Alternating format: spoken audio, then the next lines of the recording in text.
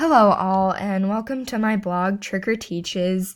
Here you can see the home screen. So for the purpose of EDCI 270, I selected my theme to really focus on plant anatomy and growth.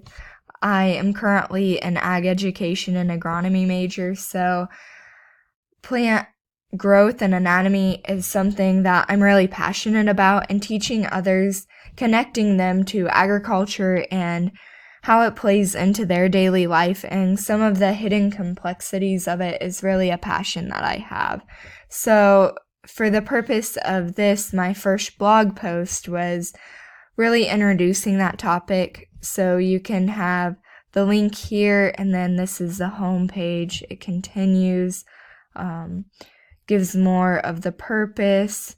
Here's another link to my first blog post.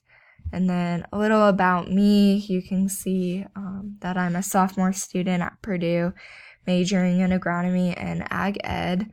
And then here we can click the link to my first blog post here, and gives a little bit of information there about the reasons why I picked this topic, how I would like to just share that information and help teach others more. So thank you for following along. You can find a couple more links about basic flower anatomy and growth down here that I might reference later.